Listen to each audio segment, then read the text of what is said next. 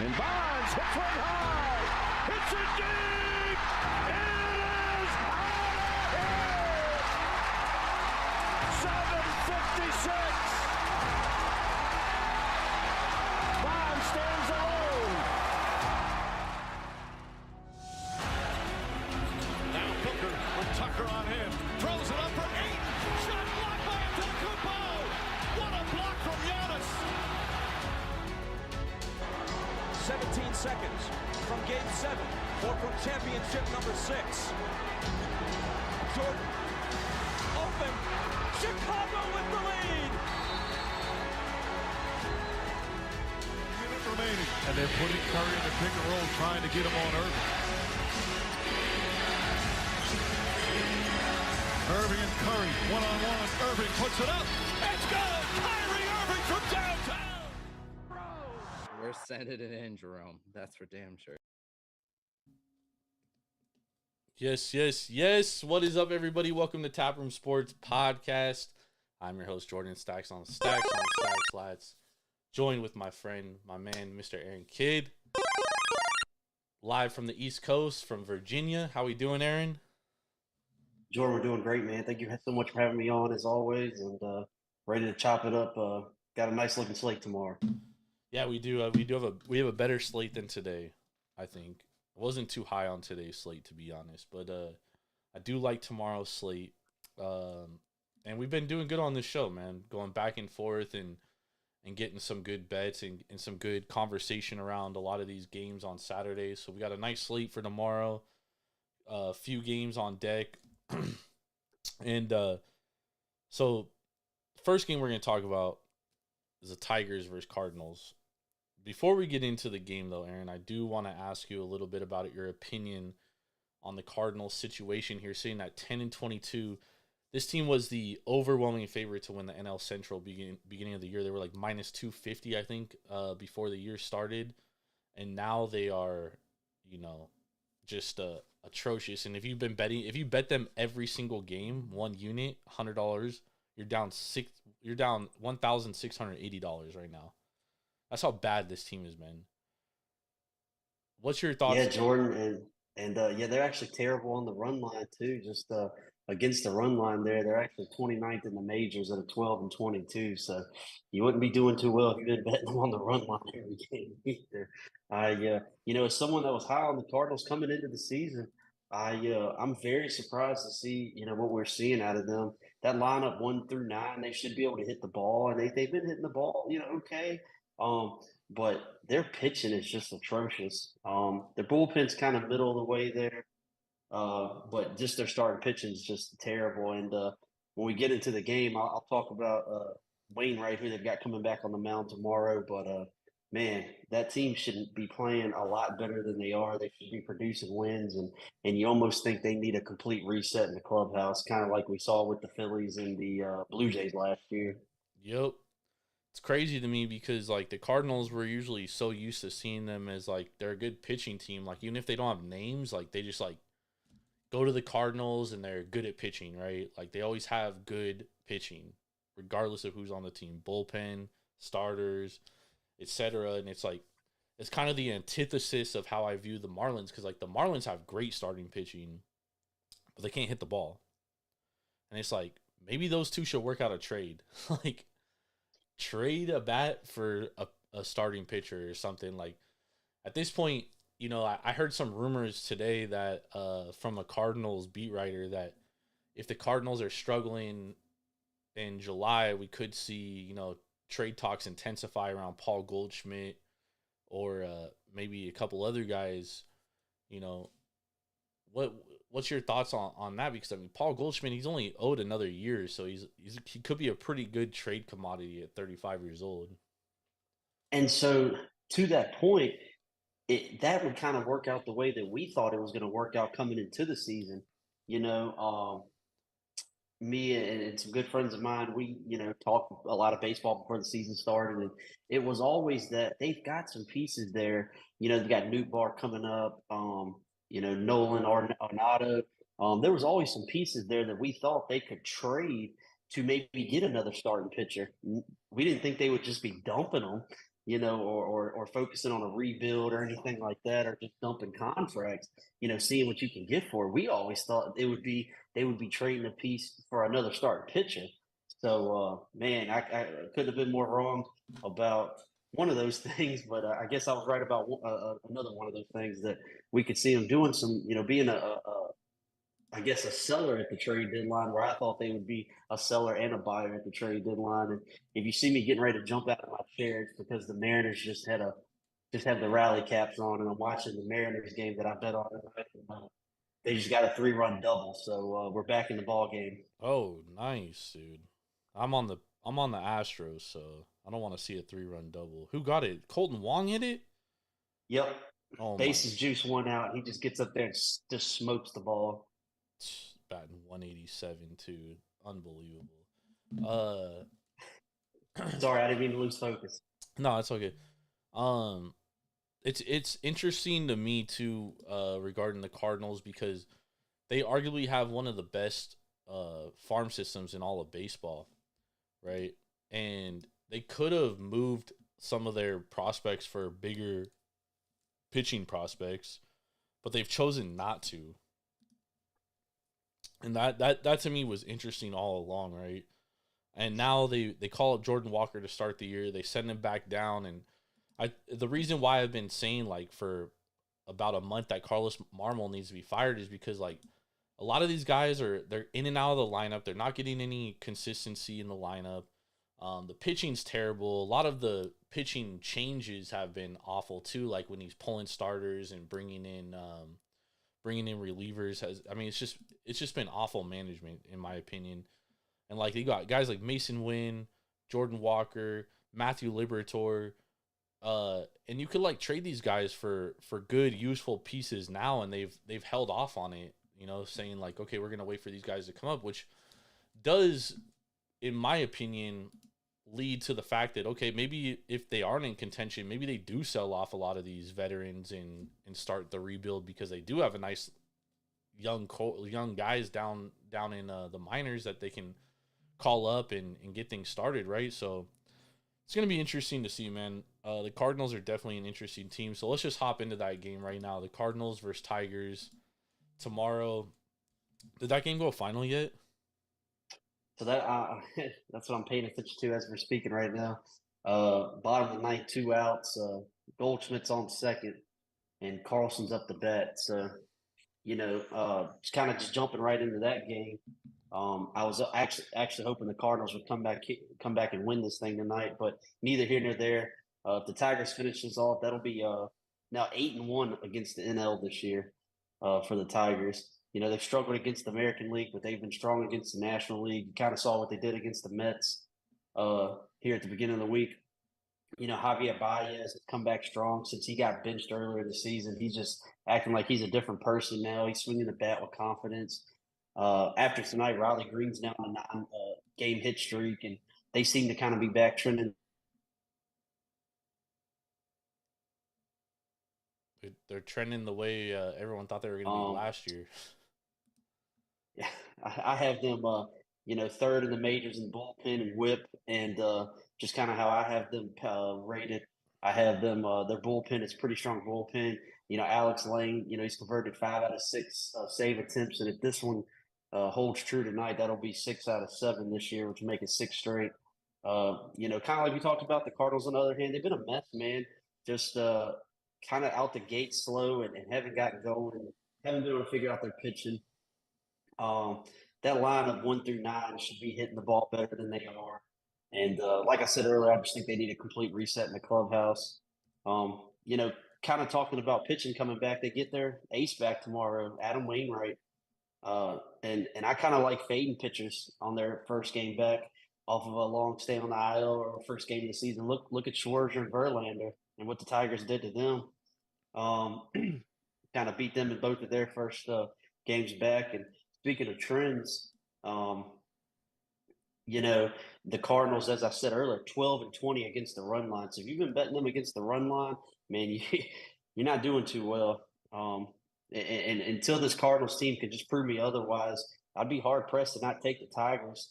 plus the run and a half here, you're going to be able to probably get that line. Early lines I was looking at was a dive line -110, Tigers +1.5. I love starting, off 1-0. I love starting off with the extra run, especially with the away team, because you essentially make them beat you by 2 runs with only 24 at bats compared to your 27 at bats. So I love that bet, and obviously I would have loved for it to play out tonight. The Cardinals come back and beat them. Tigers refocus, but it'd be hard pressed for me to bet anything but the Tigers here. Yeah, I mean, you're talking about fading Wainwright coming back from injury or whatnot. I mean, at this point, you just might as well fade the Cardinals just for being the Cardinals, dude. Like, I don't think there's any sense in backing the Cardinals until they prove otherwise. Last 14 days, WRC +81, -12.5 weighted runs against. I mean, they're just not good. And Spencer Turnbull has been atrocious. Like, don't get me wrong. 6.84 ERA, 5.64 xFIP, 5.62 Sierra. I'm not happy backing him. Me personally, like, I'm not going to play this game. I might lean the over here. What's it at? 8.5? Early line looks like it's going to be at 8.5. Yep. Yeah, 8.5. I think the run line might. I mean, I'm sorry, the over might be a play for me. Maybe first 5 over. But I'm definitely not backing the Cardinals. I can tell you that much. Nolan Gorman is expected to be out tomorrow as well. Tyler O'Neill's out. So yeah, this team's just in a very bad place, man. Like, it's not a good team. I'm not excited about them. The Cardinals are probably the most disappointing team. I do not understand how Carlos Marmol still has a job. It is incredible. Most people who have a team like him with expectations like that would have already lost their job. Joe Girardi last year, you know what I mean? So Cardinals definitely need a spark. I'm with you. I lean Tigers here. I would definitely play them for the money line. I think the value's there on the money line for sure. I don't think Cardinals should be anywhere near a -200 favorite at this point. I don't care where they're playing. They could be playing on Mars, Jupiter, St. Louis. They could be playing on the Arch. I don't care where they're playing, dude. They should not be a -200 favorite against anybody. But my best play from this game would probably be the over, in my opinion. All right. I love. I'll just end with this. I do love taking the 1.5. With the away team. As I said, man, you basically start out a game up 1-0. You start up a run up, if you will, and you make them beat you by more than 2 with 3 less at bats. So if I was playing this game, which I'm actually very. I have a very strong lean towards playing it, and I kind of like the Tigers +1.5. Like it. All right, let's talk about the next game. We got the Twins versus the Guardians. Talk about a team that cannot hit. That is the Cleveland Guardians. This team was atrocious last year at hitting. They were just outstanding pitching, right? That's what really carried them. You and I kind of talked about it before, where we thought Cleveland would be better offensively because they put the ball in play a lot. Like, they don't strike out a ton. They had one of the lowest K rates last year. But it's just doesn't seem to be going their way, man. Like, they really cannot score runs, man. They're allergic to hitting against right-handed and left-handed pitching. They're literally bottom 3 in the league in WRC plus overall. Tomorrow we have Sonny Gray on the mound for the Twins. He's 4-0 on the year with a .77 ERA, 1.06 WHIP. Going against Logan Allen, who's 1-1 on the year with a 2.45 ERA, 1.09 WHIP. Do you have any thoughts on this game here? Jordan, I have just a few thoughts. Nothing strong in this game, but I will. To your point, man, the Guardians cannot hit the ball. If you take off that 7 run game where they came back in Boston and almost sit at the extras when they were down big, they haven't scored over 2 runs in 9 out of 10 games. That is unbelievable when you look at this team and the guys they got in Stephen Kwan and Naylor and Ramirez and all these guys. And I know me and you talked a lot. We thought this was a team that would benefit a lot from the shift being banned. They put the ball in play. They hit with runners in scoring position. And, man, that has just not been the case this year. And, I wasn't huge on the Guardians coming into the season, but I also wasn't like, oh, I'm gonna fade them every day either. I just kind of was. Well, we'll see what happens, but they should be a team that benefits big from the shift being banned, and man, they just can't put it together. When you look at some of these scores, the pitching obviously has been pitching pretty well. It's hard to swallow when you lose multiple games, 4-3, 4-2, 2-0, 2-1, 4-1. You just can't hit the ball. And I unfortunately had the over against the Rockies last week, where I was like, man, they're going to come in, they're going to hit the ball, and boy was I wrong. So I think they lost that game 5-1. So they just haven't been able to turn it on yet. So it would be hard pressed for me to take the Guardians in any situation right now. They almost got swept by the Rockies on the road, a team that doesn't even play well on the road. Against Sonny Gray, though, on the other hand, like, is a great ERA 0.77, but the advanced analytics are definitely calling for some regression here. 3.67 Sierra, 3.52 xFIP, so definitely some positive regression. As far as Logan Allen is concerned, he's actually been, he's only had 2 starts, but he's been great in both those starts. And, both those games he pitched against teams that are great against left-handed pitching in Boston and Miami. He has a 2.45 ERA, a 2.73 xFIP, and he has a 2.83 Sierra. So, basically pitching to the same as expected fielding independent, which I think is pretty telling, for a good pitcher, in my opinion. The Minnesota Twins, as much as we like to talk about how bad the Guardians are hitting, I mean, the Twins aren't any better. And especially against lefties, they have a 77 WRC plus, which is 27th in the league, which is terrible. So the way I'm looking at attacking this game here is, at minus 105, a home dog, I like the Guardians. And I also like the under 7.5 at minus 105. I think both of those are solid plays. First 5 under 3.5, I think is a solid play as well. But I really like the Guardians here money line at minus 105. I don't think that the Twins are warranted to be the favorite here. If you look at it on surface value and say like, okay, well, Sonny Gray's a 0.77 ERA, sure, okay, but when you look deeper into it, these two teams are pretty even, especially in this situation here tomorrow, where I think that like we're actually getting good value on the Guardians here. And the Twins started out so hot this year, and obviously they've cooled off some. They've had some, negative regression looming for them too.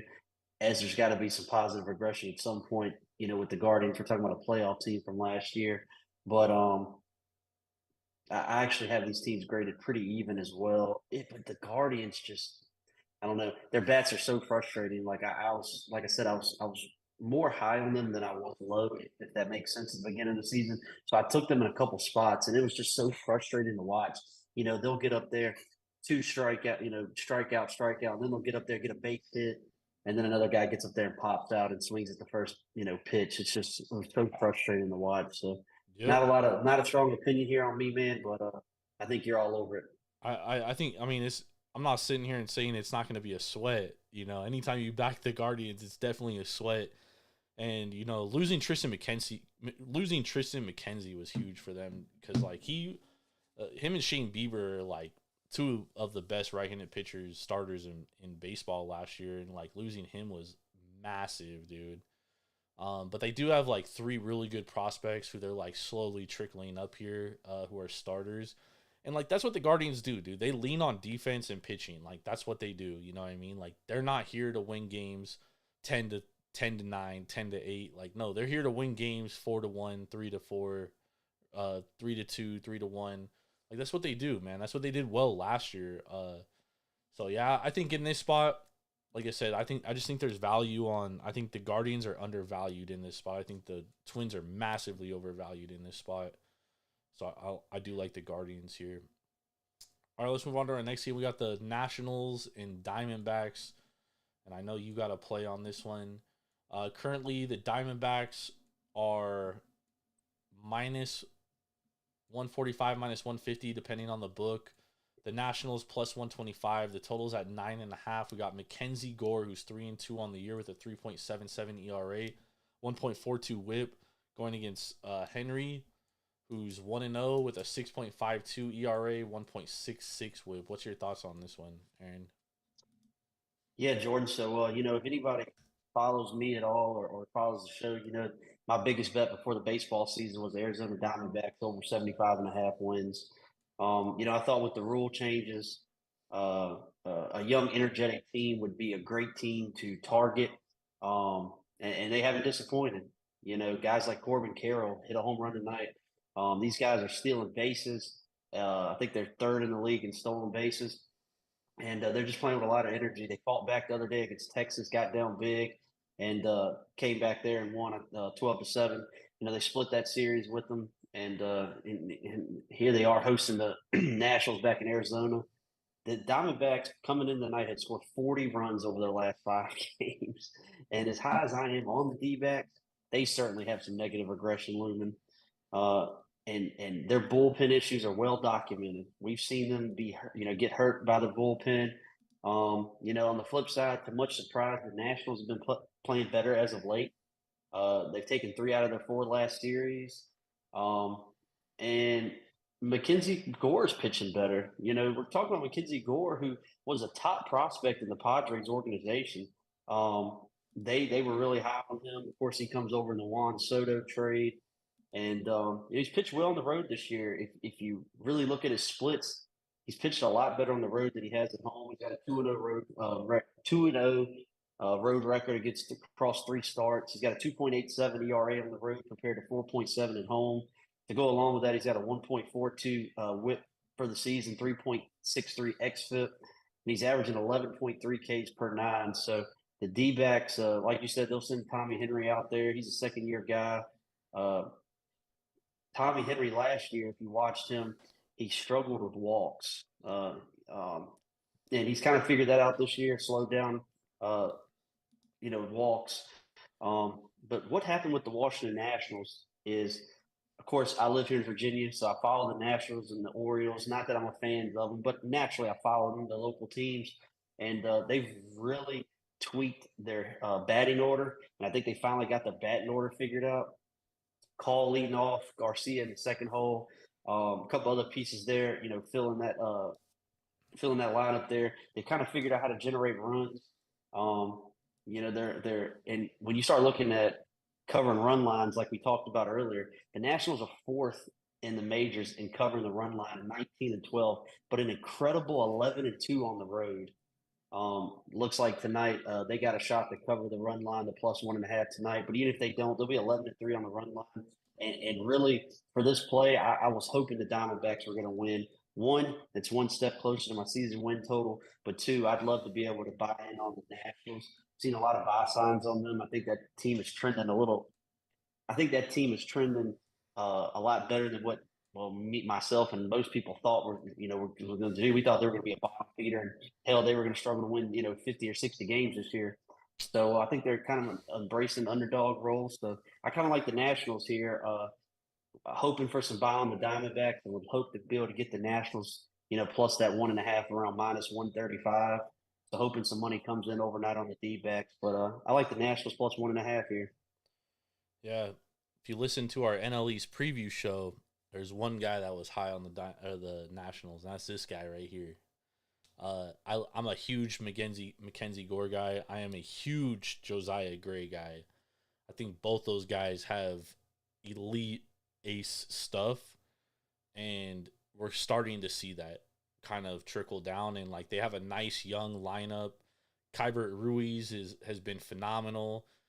This is a team that does not strike out a lot, especially against left-handed pitching. 14.8% K rate, which is one of the lowest, actually the lowest in the league. They're great against left-handed pitching. 14th overall, but that's overall in the year. 104 WRC plus, so above league average. And Tommy Henry on the other side, I mean, this guy doesn't strike guys out. Very low K rate, only 9.3% K percentage, 11.6 walk percentage. He has 6.78 Sierra. I mean, this he's not good right now. And you could tell that he gave up 4 runs against the Colorado Rockies for the second worst team against left-handed pitching. I actually like the Nationals money line here. This is one of my best bets of the day, plus 125. I'm with you. I think the Nationals at this point are very undervalued in the market, and I think while they're undervalued, and I felt this way with the Orioles last year, I just felt the market just kept undervaluing the Orioles. You just kept playing the Orioles just blindly, and you just kept winning money. And I kind of feel like the Nationals might be that team this year, where like they're just so undervalued in the market because, like you said, Aaron, everybody came into the year, they were like, this is a dog shit team. Like, they're going to lose 110 games. Like, they're not going to be any good. And here they are. They just took 3 out of 4 against the Chicago Cubs. This is a pretty good team, man. Like, they're starting to kind of click, man. Especially when Patrick Corbin wins 2 of his last 3 starts. I mean, you know something's starting to get figured out here. Yeah, so I'm with you, man. Plus 1.5 is a good play. I would also play the money line as well. Diamondbacks bullpen not very good, and they burned through 2 of their best relievers tonight, which sets up nicely for tomorrow. So, give me the Nationals money line tomorrow, man. I think this is a spot to back them. I think so too, Jordan. I think we're all over it there. And it's setting up perfectly. Like I said, I really wanted the Diamondbacks to win tonight for many reasons, but it just plays more into what we're doing tomorrow. So I think we're all over that there. And talking about side note, while we were talking about the Cardinals, man, the Diamondbacks have got to be buyers at the trade deadline. Like, I would love to go see them get like a Bednar from the Pirates or somebody. They have got to be buyers for a relief pitcher in the at the trade deadline, man, because their bullpen is atrocious. They need a third starter too. I mean, Brandon Pfaadt might be able to be that guy. He's one of their top prospects. He came up and pitched the other day. He might be able to be that guy, but if they can just land a serviceable like 4th starter, I think that would be huge. Because I mean, Zach Gallen's one of the best pitchers in baseball. He's a legitimate ace. So you have an ace there. You have Merrill Kelly, who's a serviceable number 2, 3 starter, and then Brandon Pfaadt, if he could be anything like his AAA numbers, and it's like I was talking to Irv and Ben on Tuesday. Like, you can't look at his ERA numbers from the AAA because he plays in a league where they like all play in elevation. Utah, Las Vegas, Reno, like a lot of places in elevation where the ball just flies. You have to look at the advanced numbers, the K per 9, strikeout percentage, etc., and like all those things. Check out he holds the record for strikeouts in minor league history, dude, in a season last year. So I mean, the guy has stuff, and if he could be like, eventually he'll be a number 1, number 2 starter. That's not out of the question. But this year, if he could be a serviceable number 3, and they can go and get, I'm trying to think of somebody that I think the starting pitching market is going to be very dry this year. But if Corbin Burns might be one. I was going to say, if they can go get a Corbin Burns, I mean, that would be huge. But the thing is, could you imagine having to face in a NLDS or whatever, facing a Gallen, a Burns, a Kelly, and I'm not even ready to throw the talent on Nelson yet. And I know a lot of people are kind of down on him right now, but I'm not ready to throw the talent on him either. So yeah, Ryan Nelson is nice too. Big. But I'm not ready to throw the talent on him yet. At the same time, it's like if the Orioles are in the position they're in, they can make a play for a Corbin Burns too. You know what I mean? Yep. And Corbin Burns is definitely going to be the hottest commodity on the market if he's available. So it's going to be quite interesting. Maybe if the Cardinals are still dog shit, they can go out and get like a Jordan Montgomery. You know what I mean? Who's like a great number 4, 3 starter, which I think would benefit them. The only thing that does concern me about getting a left-handed starter for the Diamondbacks and such is that they play in a division where like most of those teams, I shouldn't even say that this year, but historically the Dodgers have like raked lefties, the Padres have raked lefties. Not so much this year so far, but it's gonna be interesting, man. Because you're right, dude. The Diamondbacks can make a move, and how devastating would that be? But I also think the Diamondbacks, they need a bat, dude.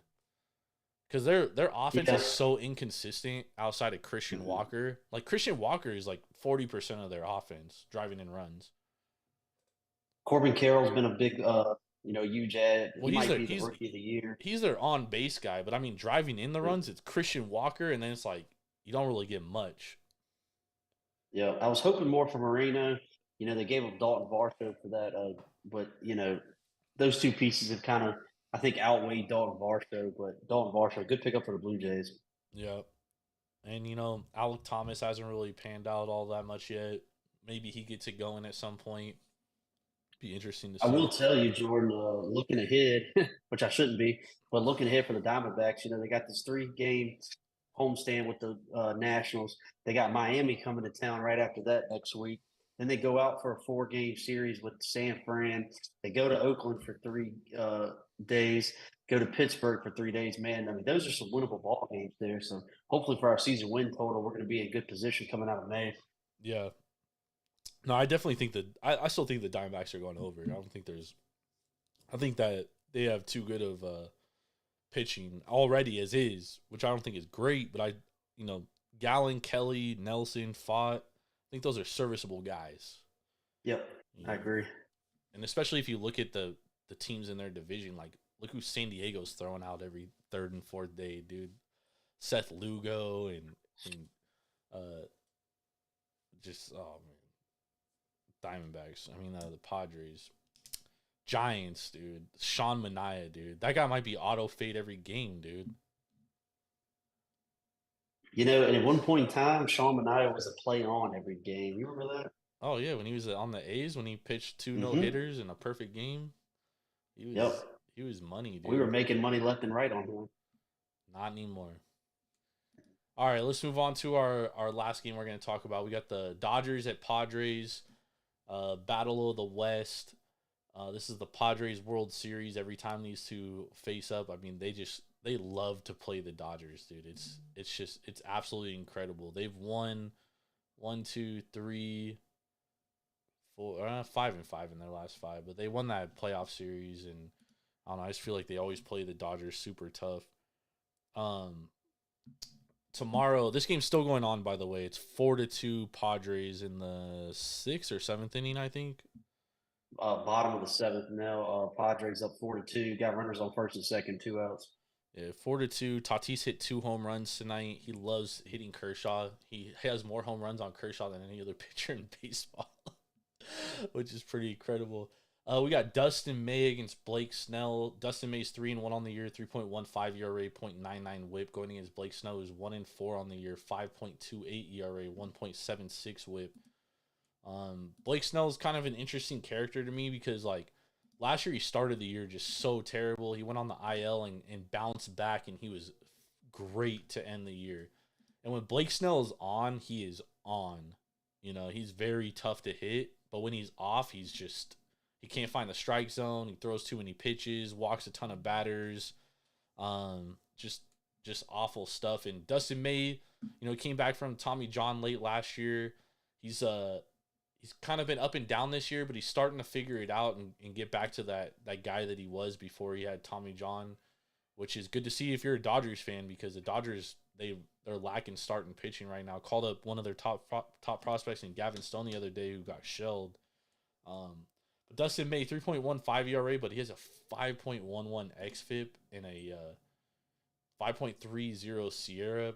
Blake Snell, on the other hand, Aaron, sorry, I'm trying to pull it up right now. My page.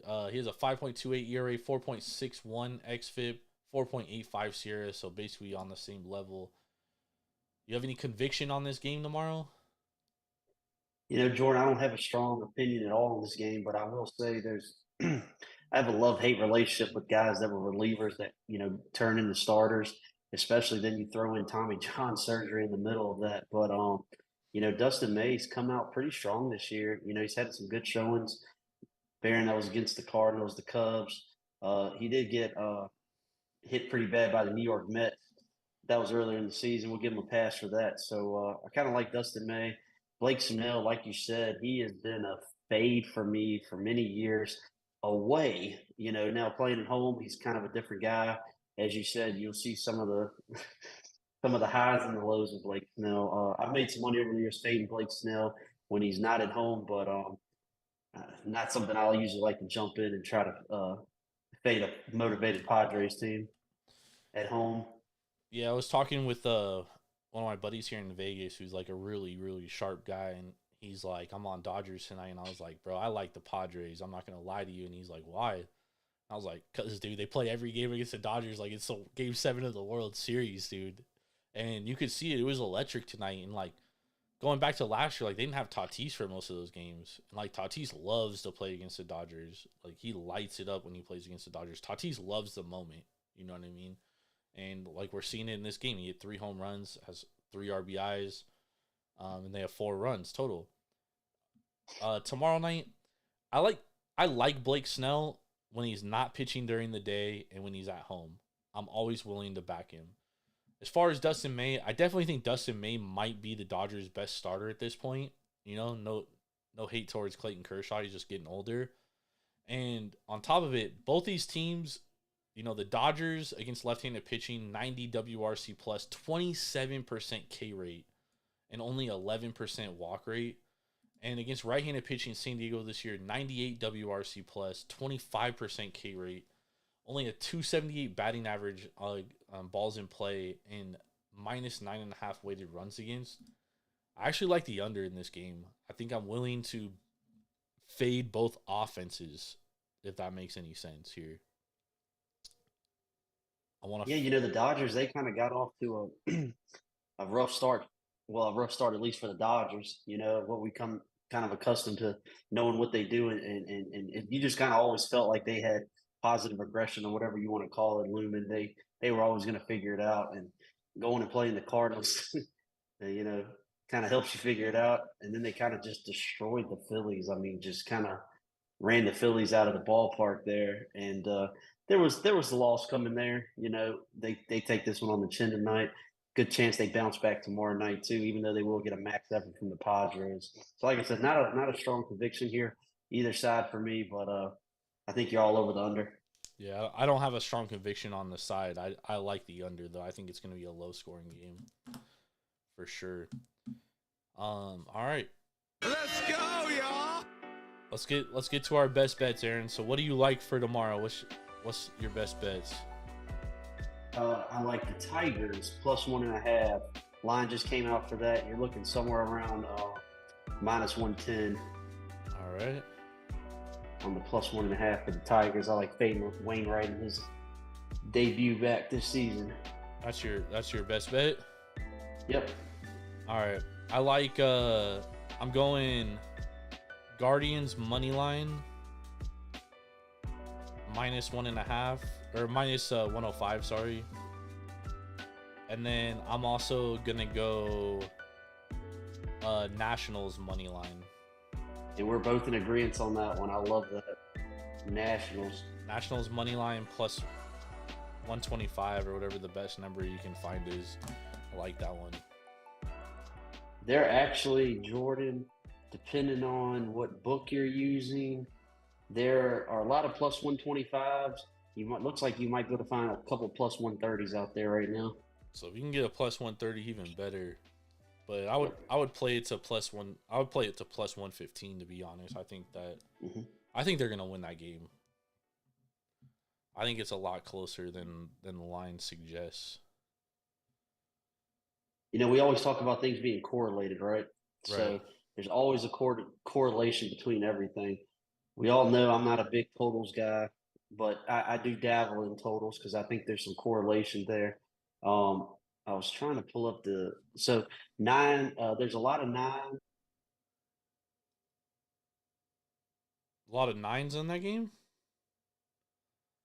If you were playing the totals, almost like the under there too. So, but Diamondbacks, I think they're going down tomorrow night. I think the Nationals are going to take one.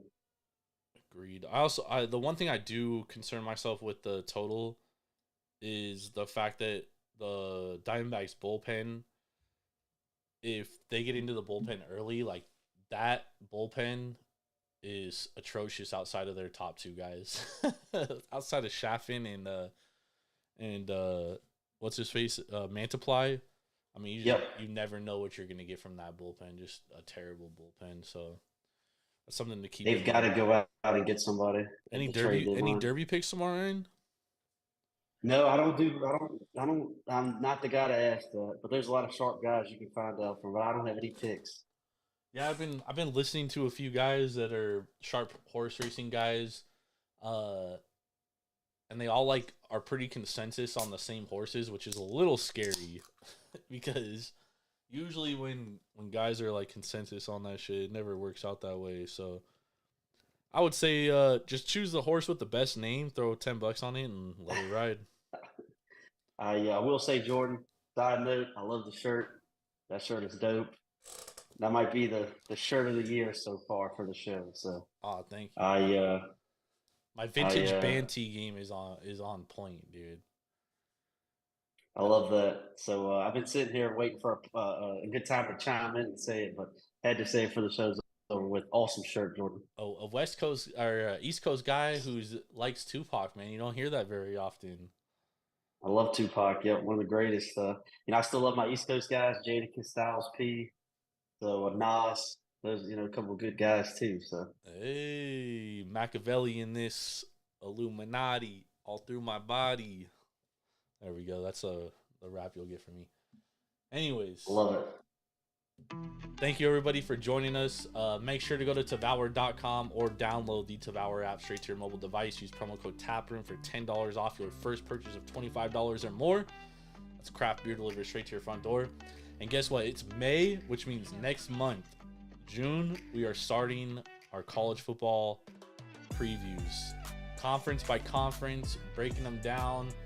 We'll be going through the schedule shortly. We'll be putting it out for when we do each conference. We're going to get Aaron on hopefully all the shows, breaking down some college football. So definitely looking forward to that. If y'all listened last year, Irv and I really hit on a lot of it, dude. We had a lot of good stuff, man. So I'm very much looking forward to college football. That was my most profitable college football season this year. So looking forward to it this year.